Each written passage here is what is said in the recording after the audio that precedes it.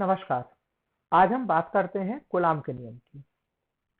Coulomb का नियम मतलब अगर आप जानते हैं कि अगर 2 पॉइंट चार्ज हैं और वो 2 पॉइंट चार्ज एक दूसरे से कुछ दूरी पर रखे हैं, तब वो दोनों पॉइंट चार्ज एक दूसरे पर एक फोर्स लगाते हैं।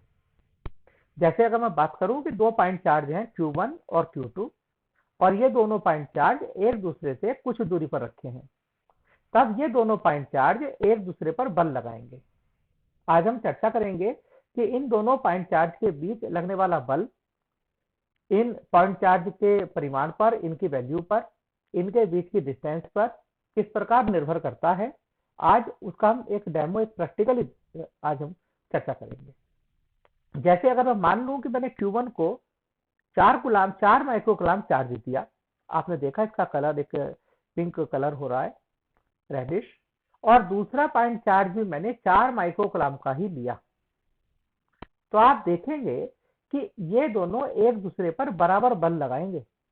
जितना बल Q1 Q2 पर लगाएगा, ठीक उतना ही बल Q2 Q1 पर लगाएगा। देख लीजिए, दोनों 1.6 इंटू 10⁻² न्यूटन का फोर्स एक दूसरे पर लगा रहे हैं। और एरो देखिए, ऊपर जो व्हाइट कलर का एरो है, वो आप देखेंगे तो आप नोटिस करेंगे कि वो जो एरर है, जो एरो है, वो देखिए आप, ये जो मैंने दिखाया, ये एक दूसरे के क्या है, ये एक दूसरे से दूर जाने की कोशिश कर रहे हैं। अब मैं क्या करता हूं, अगर ये चार्ज की वैल्यू हम बढ़ा देते हैं, अगर हम चार्ज की वैल्यू बढ़ा देते हैं तब क्या होगा। चार्ज की वैल्यू बढ़ाने से आप देखिए, मैंने 4 की जगह 8 माइक्रो कूलाम का चार्ज किया, तो इनके बीच फोर्स की वैल्यू बढ़ गई। मतलब क्या हुआ कि चार्ज की वैल्यू ज्यादा करने पर दोनों पॉइंट चार्ज के बीच लगने वाला फोर्स और ज्यादा हो जाता है। दूसरे का भी चार्ज बढ़ा कर देखते हैं, और ज्यादा हो गया। आप देखिए, ये जो एरो है, इनकी लेंथ भी लगातार बढ़ रही है, और साथ में जो फोर्स है, उस फोर्स की वैल्यू भी लगातार बढ़ रही है। और ये रिपल्सन का फोर्स है, क्योंकि दोनों चार्ज पॉजिटिव है। अब हम देखते हैं कि अगर हम एक चार्ज को निगेटिव दे दें, तब क्या होगा। फोर्स क्या हुआ, रिपल्शन था, वो अट्रैक्शन में कन्वर्ट हो गया। मतलब हम समझ गए कि दो अगर पॉजिटिव चार्ज हैं, तब वो एक दूसरे को रिपेल करते हैं, और अगर एक चार्ज नेगेटिव है और दूसरा चार्ज पॉजिटिव है, तब वो एक दूसरे को अट्रैक्ट करते हैं। अब हम क्या करते हैं, हम दूसरे पॉइंट चार्ज को भी नेगेटिव कर देते हैं, तब क्या हुआ, अब ये एक दूसरे को फिर से रिपेल करेंगे। क्या रिजल्ट निकल कर आया, रिजल्ट निकल कर आता है कि जो लाइक चार्जेज हैं, लाइक चार्जेस मीन जो एक जैसे चार्जेज हैं, चाहे वो दोनों पॉजिटिव हो चाहे वो दोनों नेगेटिव हो, तब वो एक दूसरे को रिपेल करेंगे। और अगर अनलाइक चार्जेज हैं, मीन एक चार्ज पॉजिटिव है और दूसरा चार्ज नेगेटिव है, तब वो एक दूसरे को अट्रैक्ट करेंगे। और एक बात हमने आज और सीखी कि चार्ज की वैल्यू जितनी ज्यादा होगी, चार्ज की वैल्यू जितनी ज्यादा होगी, उनके बीच उतना ही ज्यादा फोर्स लगेगा, और अगर चार्ज की वैल्यू कम होगी तो उनके बीच उतना ही फोर्स कम लगेगा। अब देखते हैं कि अगर हम एक चार्ज को जीरो कर दें तब क्या होता है।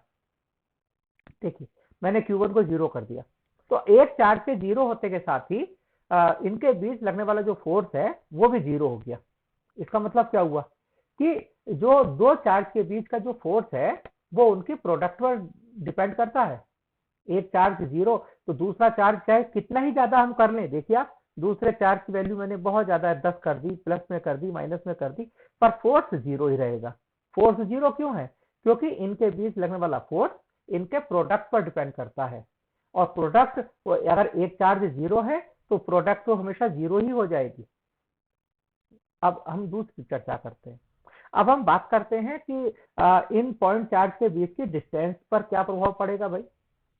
देखिए, हमने दोनों पॉइंट चार्ज को बराबर 5 माइक्रो कूलाम का कर दिया, Q1 भी 5 माइक्रो कूलाम, Q2 भी, और एक दूसरे पर ये फोर्स लगा रहे हैं इक्वल। जितना Q1 Q2 पर फोर्स लगाएगा, उतना ही Q2 Q1 पर फोर्स लगाएगा, और रिपल्शन का फोर्स है।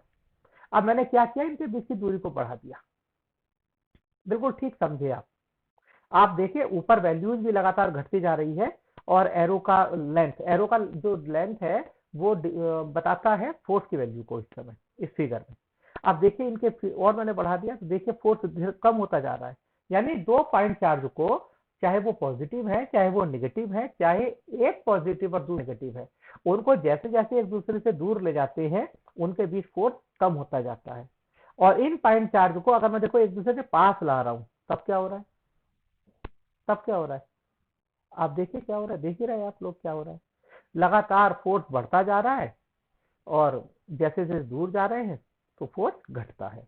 इसका मतलब कूलाम का नियम क्या कहता है, कूलाम का नियम कहता है कि 2 पॉइंट चार्ज के बीच लगने वाला फोर्स, चाहे वह फोर्स अट्रैक्शन का हो या रिपल्शन का, वह फोर्स उन दोनों चार्ज की वैल्यू के गुणनफल के समानुपाती होता है।